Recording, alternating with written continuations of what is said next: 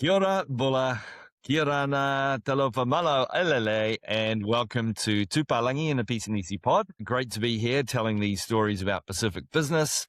I'm Glenn Murphy and I'm based here in Aotearoa, New Zealand, and I'm here with my good friend, Dave. Talofa, tele lava, David Dewar here. I am based in Rarotonga, Cook Islands, but previously based in Suva, Fiji. Glenn and I have been working together for the past 5 or so years, helping New Zealand, Australian and Pacific businesses succeed in this part of the world. And it's fantastic to be together again, telling these Pacific business stories through this weekly podcast. And in this episode, the main feature will be our interview with Jennifer Boggiss from Heilala Vanilla.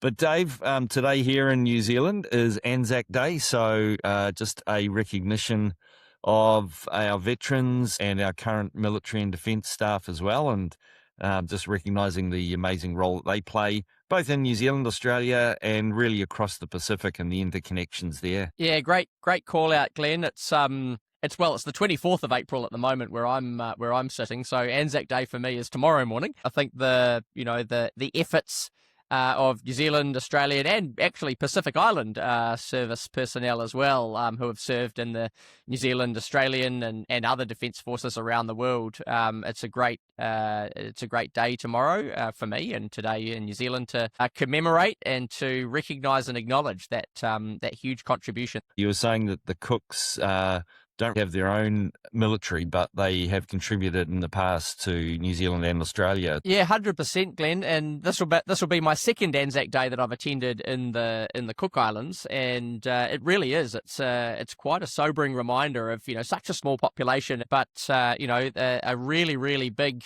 contribution made from this part of the world.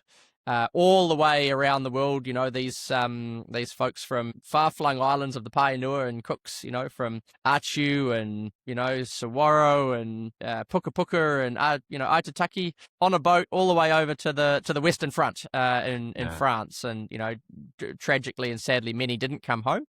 Yeah. The other actually quite interesting angle to it is that when you look at the history, the boats, the ships that carried many of the soldiers back from the battlefields in sort of 1919 and afterwards, many actually came and stopped in Cook Islands on their way back to New Zealand, and so. There was a reasonably significant hospital facilities here, and so in the cemetery here, there's quite a few people who sadly passed away in the being treated on their way back, and one of those quite famous names is a lady called Etty Rout. She was a nurse in the First World War and made particularly famous for her championing the use of prophylactics for soldiers to cut down on venereal disease. So she was quite controversial at the time for obvious reasons, but made a huge difference in practical terms. But she's actually buried here in Rarotonga, and is one of those victims of disease when she came on the way back. The week ahead, there's a lot of news still about the fuel crisis. I think I see a number of things, and particularly the PIF, the Bikitawa announcement and where that's at. But a number of other countries kind of making different choices in terms of how they're managing things. It's invoking the Bikitawa Declaration or not, as the case may be, it still sounds like there's a few journalists and people scratching their heads about exactly where that's at. But certainly there was a lot of news this week about comments made by Prime Minister Manele of Solomon Islands, who's still, the chair of the Pacific Island Forum, having met with various other leaders. They call it the Troika, which is the immediate past chair, the current chair, and the future chair. Right. So he met with the Prime Minister of Tonga and President Whips of Palau, as well as Baron Wanga, who's the Secretary General of the PIF. And then there were comments made afterwards that they were invoking the Bikitawa Declaration, which, for those kind of who don't follow these things too forensically, is the kind of intergovernmental agreement within the PIF. Or the Pacific Island Forum, that is a mechanism to invoke collective security obligations between the various members, and particularly New Zealand and Australia. As I understand it, it's only been invoked once before, and that was during COVID. And so really does underscore, I think, the gravity of that fuel issue at the moment and just how seriously it's being taken.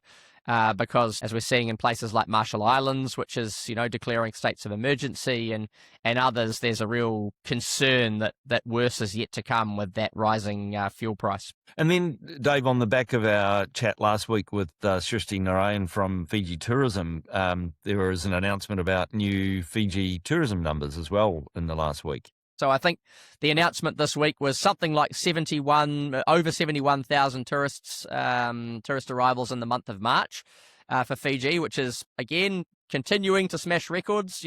So great for them, I think, to see that continuing strength of tourism arrivals. Great for businesses like Fiji Airways and, of course, all of the accommodation providers in Fiji, and shows you that it's sort of like the two sides of that coin that the Fiji Reserve Bank governor mentioned at the start of the year. Like, on the one hand, yes, we're concerned about these, escalating costs and inflation. But on the other hand, Fiji's still a great place to visit, a comparatively safe one. And for all of those people that might have otherwise gone to, through the Middle East or to the EU from Australia and New Zealand, they're potentially choosing to holiday closer to home. Yeah, at the same time, as you say, I saw Westpac come out with a forecast that they think Fiji inflation is going to peak just under 6.5%, which is, quite a difficult number to digest. Really is, yeah. And I think, some of the private conversations I've been having in the last couple of weeks with businesses across the Pacific, but particularly in Fiji, have been talking about, scaling back operations, kind of really watching their kind of fleet usage, vehicle usage, but all of the costs, energy costs. That's a big challenge with inflation in the Pacific, because unlike New Zealand and Australia, which can, tweak interest rates and you've got a lot more of a lever, much of the inflation is imported in the Pacific because it comes through in fuel, and your ability to deal with that as a reserve bank or as a government is a lot more limited. Yeah, and at the same time, Dave, an interesting time to launch an airline, but I see Bougainville has launched Bougainville Wings as their new airline. We were talking about it prior to the show.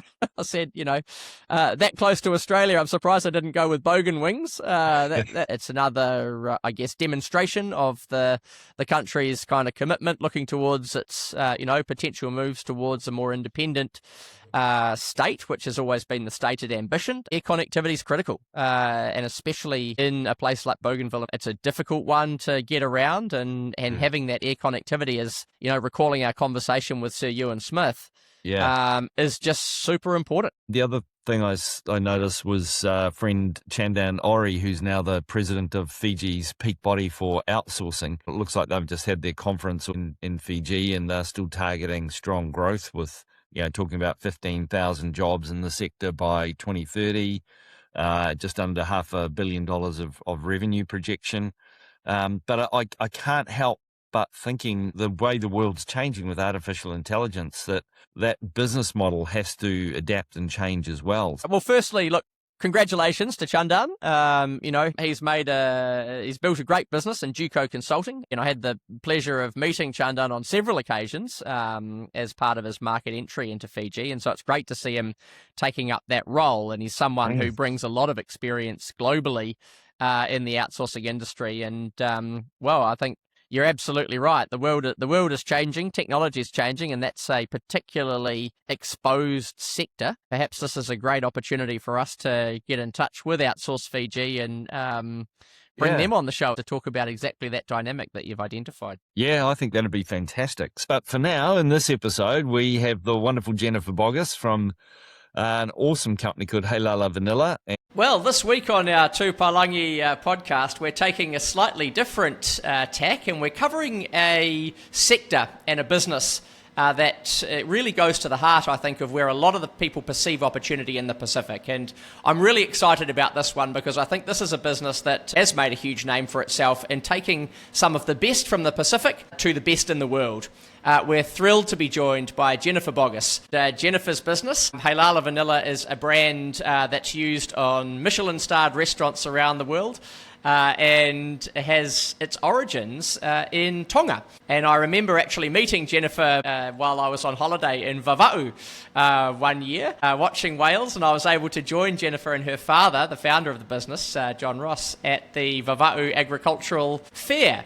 and to see the incredible story and connection that the business has right at its origin point. Malo elele, Jennifer, and welcome to the show. Malo Peter for having me. It's great to be here. Jennifer, we like to start these interviews with our guests telling us a little bit about their own story. And so I wonder if you could give us the potted history of Heilala Vanilla and your family's connection with Tonga, and how it came to be that you were running this incredible business taking Tongan vanilla to the world. 26 years ago, I think, we celebrated as a family my father's 60th birthday. And he was a keen spear diver, and he'd always dreamt about taking his boat to the Northern Islands of Tonga because it's known for great spear diving. So he took the boat up there, we flew up there.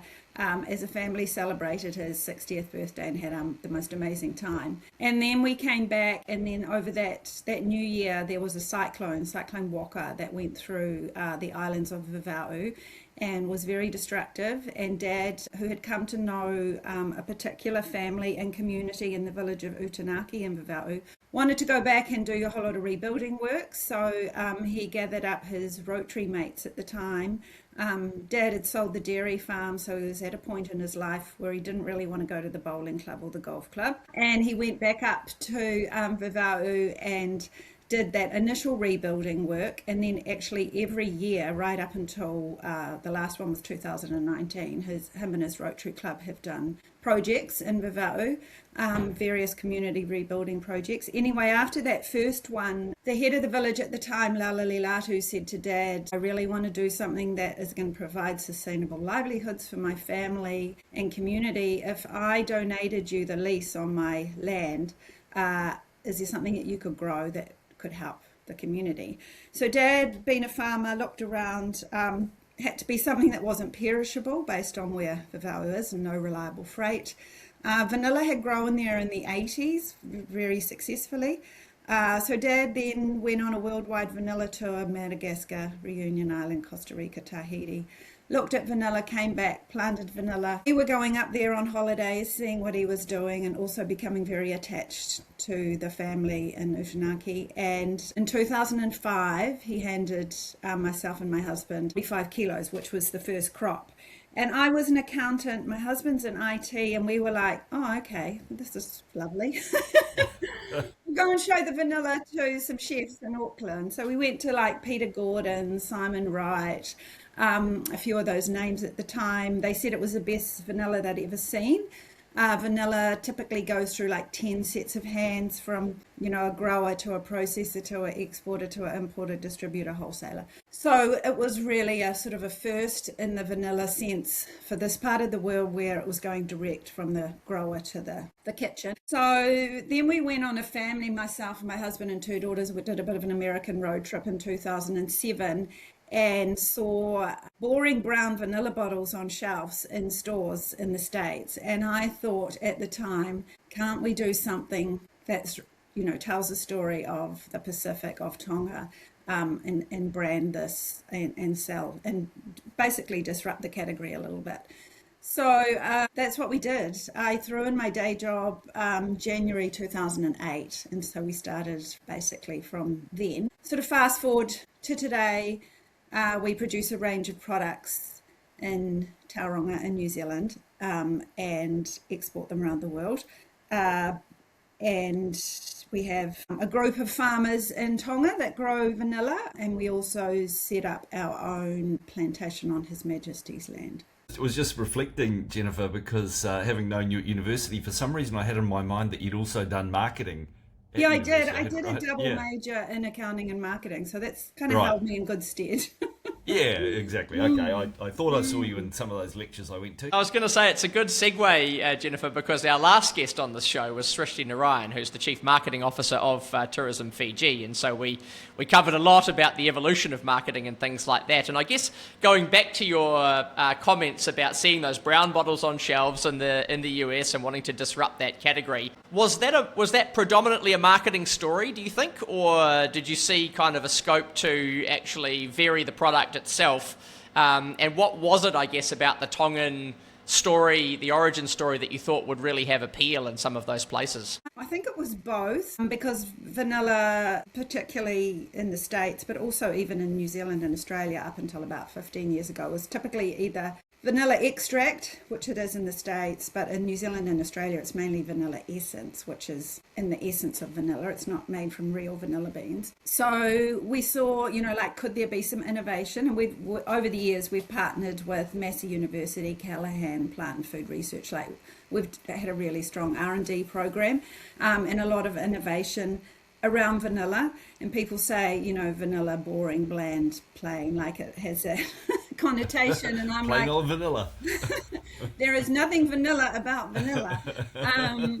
And yeah, it's, like we have powders, syrups, paste, which is our number one selling product, and obviously extracts in different concentrations and things. And then I was in Japan in 2012, and I saw a truck driving down the street in Tokyo, and it had the Fiji water on the side of the truck, and I was with my colleague. We were fortunate to be there, hosted by a very early Japanese customer that we still supply today. And I turned to her and I said, that's what I want to do. It's like, how can we be the Fiji water equivalent, but in vanilla?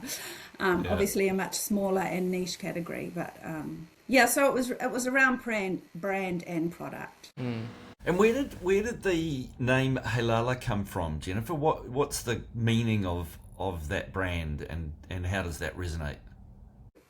Heilala is the name of the eldest daughter of the Latu family in Utanaki that we were partnering with at the time.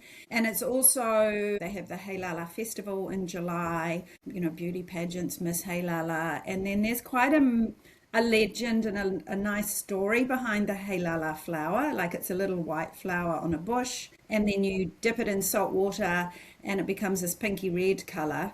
And there's a whole lot of myths and legends around, royalty, and at any sort of VIP events in Tonga, you're always given the guest of honours, the Heilala flowers are embedded into the lei. So, and over the years, like, there's been people who can't say it in various markets and things. So we added a little pronoun like Heilala. Yeah, but it's, I think it's really reflective and true and authentic to who we are and what we do. And just, you mentioned that customer that you're with in Japan. Is that sort of a regular in terms of your customer base, that you hold your customers for a long time? Like, they become very loyal? Yeah. Yeah. It's like, once they try, they come. they can they keep stay. on buying. Yeah, they're very loyal. And I think that comes back to product as much as story as well. Like, the product has to deliver in terms of performance, consistency, flavour, and then, it's also about the story and the relationships and things that you build. Yeah. And is your main channel through still through sort of high-end restaurants and that the chef kind of our business category? is basic. Pre-COVID, it was pretty much a third, like the home baker, the chef, and then food manufacturing. Obviously, COVID took out the chef, the food service channel. Now we're pretty much getting back there. We're probably still about 50% retail, supermarkets, D2C, Amazon, so what we would call the home baker. And then we have chefs and food manufacturers making up that other block. So which I guess must have helped you through COVID and that sort of period where, because if you were purely chef, that could have been quite existential. Yeah. And of course, home baking went crazy. Everyone was baking. So we had some really strong growth over COVID. Yeah, awesome. And thinking about that brand and wanting to become, I guess, the Fiji water of the vanilla industry, what sort of resonance are you seeing or in that Pacific brand? How does the Tongan origin story, the Pacific origin story, resonate with your customers? Pretty much New Zealand and Australia is the same. We see Tonga as a Pacific neighbour. But in other markets, it's very much this whole Polynesia. I think, what's the Disney thing? Moana. Yeah. Right. I think the Pacific just has these connotations. And a lot of, yeah, in America, the UK, we've got a customer in Brazil, a big ice cream manufacturer. They refer to it as Polynesia. And I think in the US, because of the Hawaii connection, it sort of does feel a bit of an extension, particularly on the West Coast. I guess, one of the other things that we spoke about in our conversation with Srishti last week was that importance of authenticity, and kind of elevating, having a story that also, connects to and elevates people. And one of the really cool things I think about the Heilala origin story, as you've outlined, and the effort that your father and that community have done in partnership with and investing into the Vava'u community. It's not just a brand; it is something that's of and from that area, and it's a beautiful part of the world.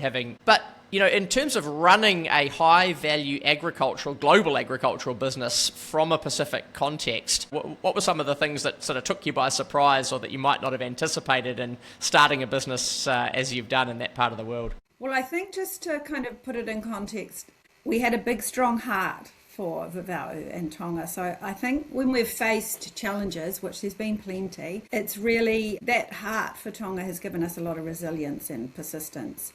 But there's definitely been some challenges. There is a bit of this kind of Palagi coming in, a bit of the kind of the shining knight, and they're here for a couple of years and then they're gone. And obviously now we've been there for 25 years. So I think there was that initial wariness of being a Palagi and operating a business in Tonga. So we were always very cognizant of that, and it was my dad being a farmer. He was never one to, he was always working alongside. He was the first one to be on the spade or driving the tractor or whatever it was, and we have the key relationship with the Laju family, and then we also had a key business partner in Vava'u, Albert Gutenberg, who sadly passed away a few years ago, but we still have a close relationship with his family.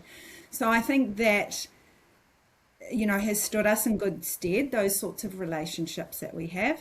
I would also say in Tonga that just, coming from a New Zealand government compliance kind of environment, it is very different in Tonga. I can remember my dad being approached in the main street in Niafu with a letter from the tax department saying he had a tax bill for $200,000 paying. And if he didn't pay it within 7 days, I can't even remember what was going to happen. But then he looked at the letter and it was dated like 6 months ago. And then it turned out that they'd made an error. There's those sorts of challenges in terms of, even banking, for example, internet banking. It's only really in the last couple of years that we've been able to do internet banking between New Zealand and Tonga. And paying wages and PAYE, all those sort of compliance-y things. It's just really hard to get your head around sometimes. Recently, there's the impact of climate change and on the vanilla crop, the yield, that sort of thing, and the RSE scheme and labour shortages.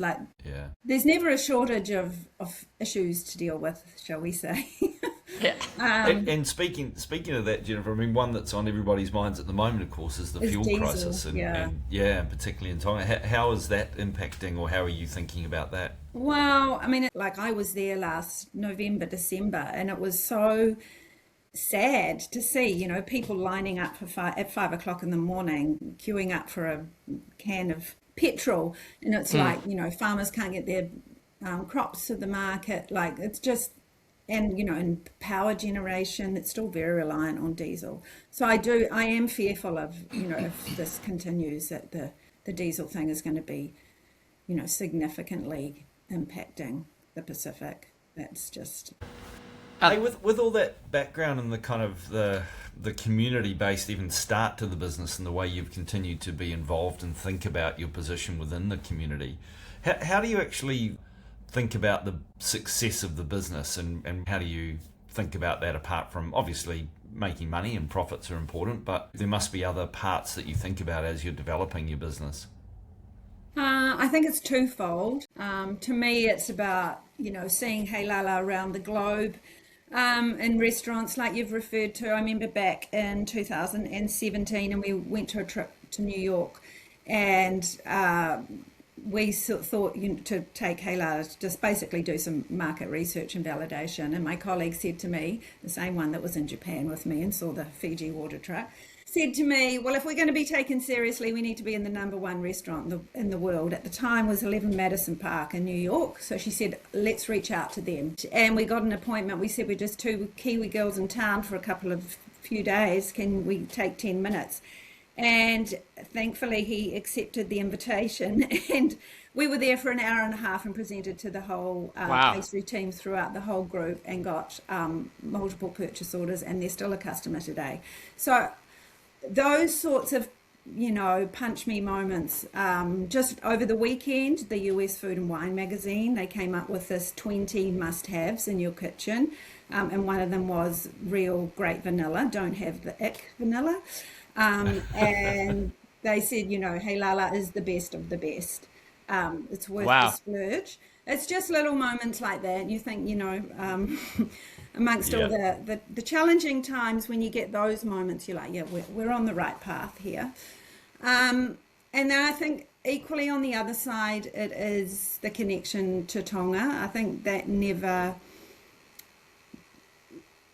wears down in your heart. We set up the Heilala Vanilla Foundation. We actually set it up in 2013, but post the tsunami and volcanic explosion, we did a huge fundraising. We raised $180,000 out of the US from Bon Appetit magazine database that they partnered with us on to do relief, efforts post that disaster. And we've set up the foundation with independent trustees and continue to do, impact projects in Viva'u largely. To me, that is really important because, then it's got that legacy element that, it's going to be sustainable going forward.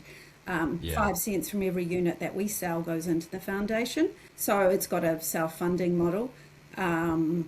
That's what fills your heart with joy and keeps it going when you're in Tonga and you're seeing the impact of those projects. Awesome.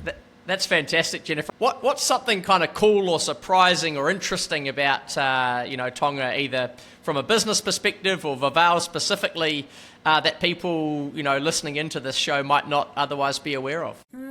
I don't know about cool, but interesting. Like the whole, I really love the way they treat Sundays and a day of rest and a real family first focus. And I think we've lost sight of that in our culture. And I just love the slow rhythm of a Sunday and that connection and, being present for the day with family and food and just taking it really slow. And I think just the laughter and not taking life too seriously. It's a challenge sometimes because from a business perspective, sometimes it's quite difficult. Yeah, nice. Hey, talking about sort of long term, Jennifer, do you have kind of a vision for where you see Heilala going, or kind of key things that you're thinking about for the future that are important for the business? To me, it's just about more of what we're doing in terms of both on the business side and the impact side. So the more the business grows, the more impact we can have, because obviously the foundation has been, funded from increased sales. So to me, it's about continuing to build the brand in markets globally in those, channels that we operate in: retail, food service, food manufacturing. And then on the flip side, it's also, continuing that impact side of the business. My father is 85 this year, and he's still going to Tonga every few months, so he's not slowing down. And as the business grows, the challenge around vanilla and supply from Tonga continues, but we also source from Madagascar, but we always remain 100% committed and true to our heart, which is Tonga, through the Heilala Vanilla Foundation, so that won't change. Yeah. I mean, you mentioned Fiji Water a couple of times, but are there sort of other businesses that you've seen operating in the Pacific, or that are kind of Pacific branding, that you've learnt things off, or that you think have learnt things from you, I suppose is the other way to look at it?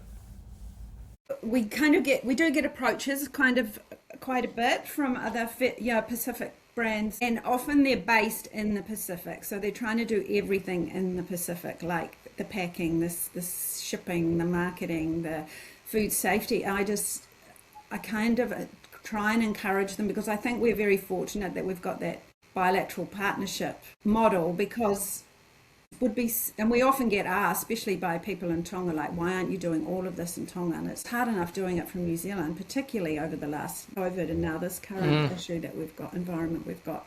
All your packaging components, all your ingredient supply, your shipping, you just need to have that, as hard as it is, you need to have that New Zealand or Australian connection, I think, to really make it work. So I always encourage businesses to think about that, because there is some great products in the Pacific, and I think some of the challenges are that they just get stuck because they can't scale and build that momentum. Probably there's more brands out of Fiji that have managed to do it, I would say, like Pure Fiji.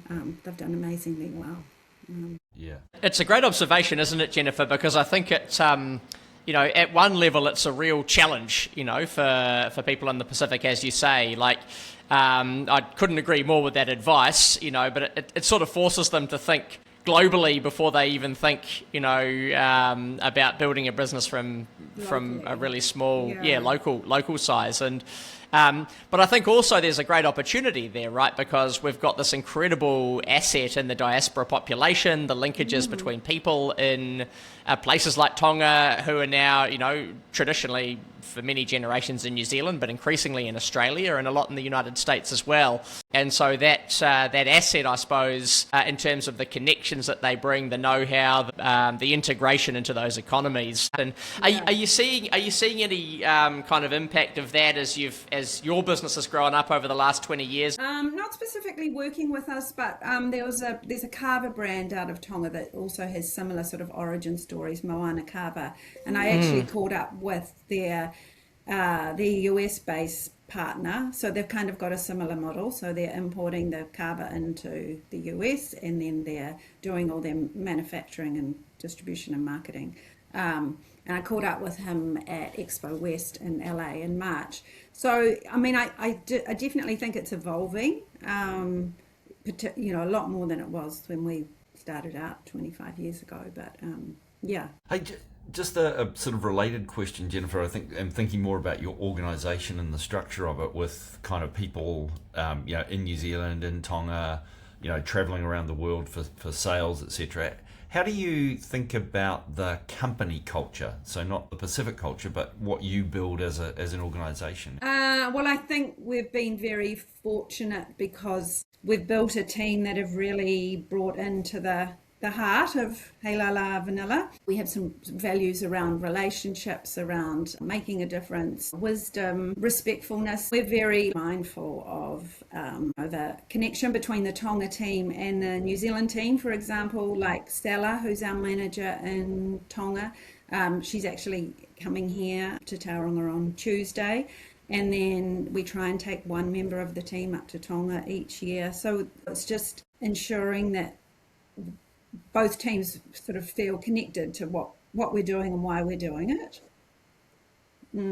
Yeah, cool.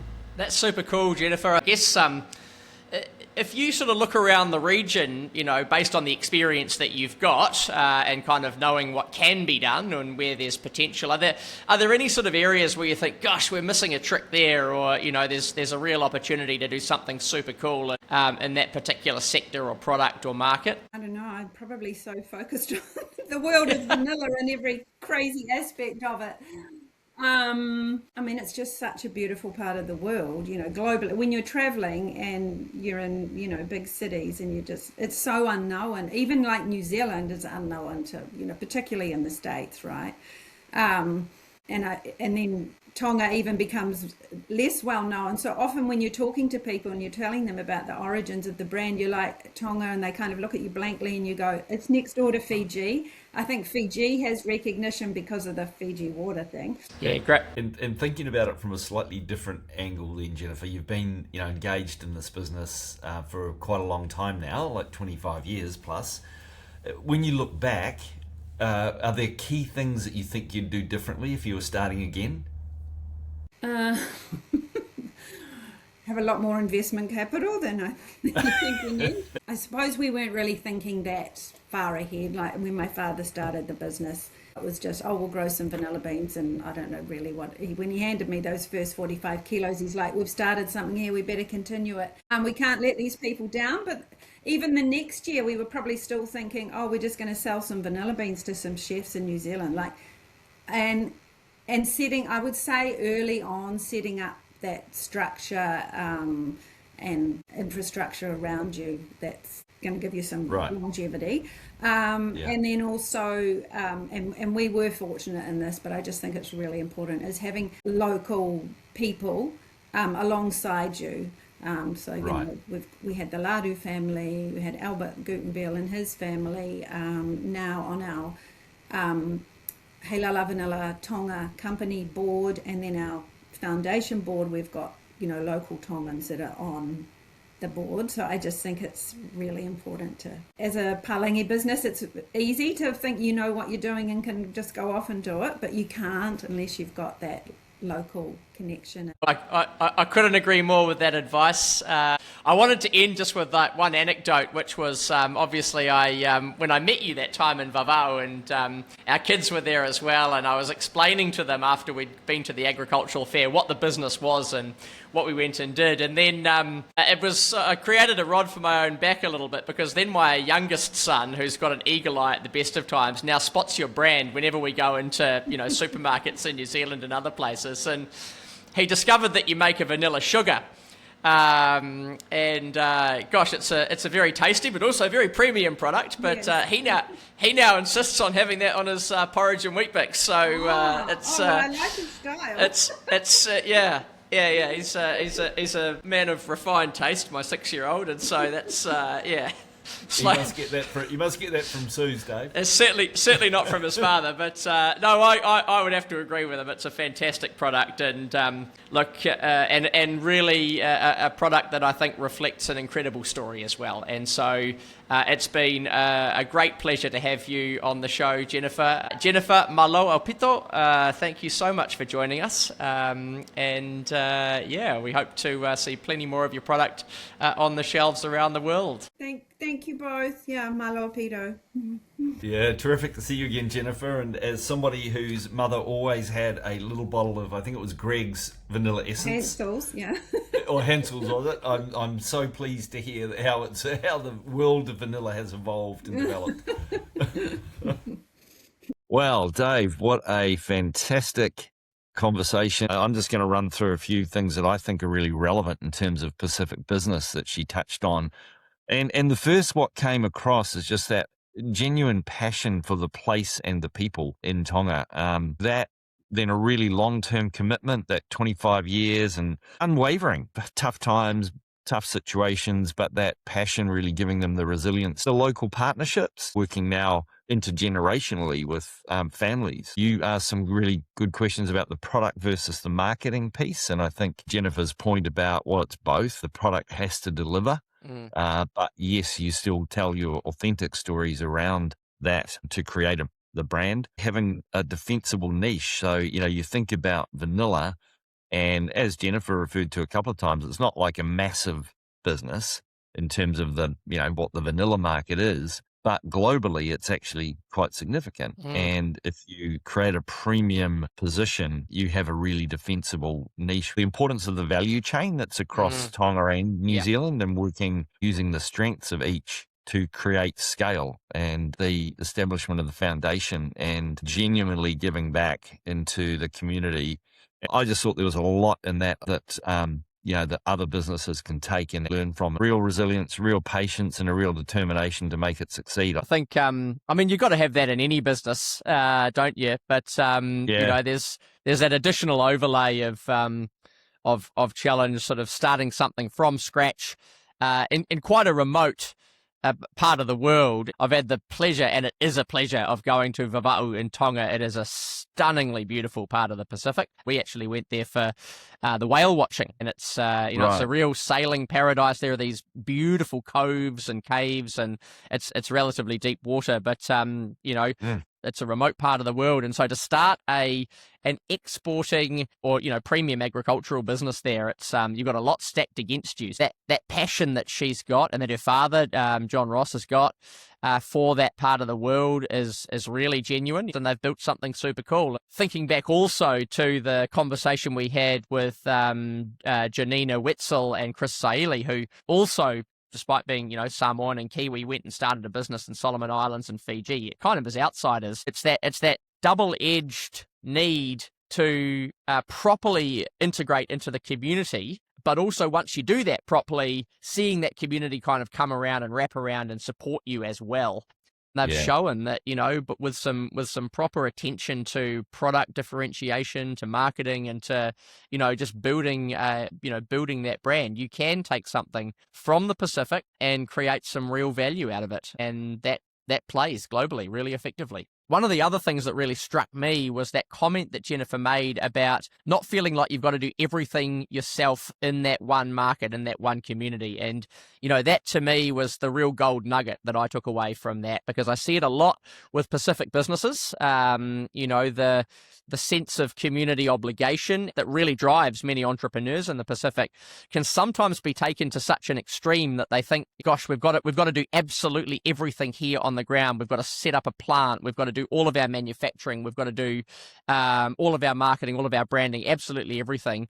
You've really got to think about what you can do there, and then how you can really effectively draw on resources in Australia, New Zealand, Asia, the US, around the world, to scale effectively. And that's that's a mindset shift that I think many entrepreneurs need to make. I'd love to see more Heilala Vanillas kind of starting in the region, working collectively, looking into New Zealand, Australia expertise and partnering together to take stuff to the world. Really appreciate Jennifer coming in and talking with us. But Dave, the week ahead, I think we had a good talanoa with Frank Yorn a couple of weeks ago, and I think he's still continuing to be active. Doing our Anzac duty, drawing attention to what Frank's up to. But of course, he has got the Australia Papua New Guinea Business Council event taking place this week. I think it starts on the 28th in Brisbane. Great opportunity for Australian and Papua New Guinean businesses to come together to plan their year ahead. Certainly one to watch this week. Lots going on as always in the Pacific, and that is Two Palagi and a Pisanisi pod for another week. Dave, would you like to read us out? What a fantastic week it's been, and another big week ahead. It's also fantastic to just get that feedback from our audience, our growing audience, calling, messaging to say how much they've enjoyed some of the conversations, talanoa with the likes of Shrishti, I'm sure Jennifer and many others. Please like, subscribe, tell your friends, feel free to share the podcast and get in touch. Let us know how you're finding it, what you'd like us to cover, any other suggestions of people or organizations that you'd like us to profile. You can do that through all of the usual mediums, but of course we have our dedicated email address, 2.palagi, Palagi, @gmail.com, and we really enjoy hearing from everyone about how you're finding the show. Otherwise, that has been Two Palagi and a Pisanisi pod for the week ending 25 April.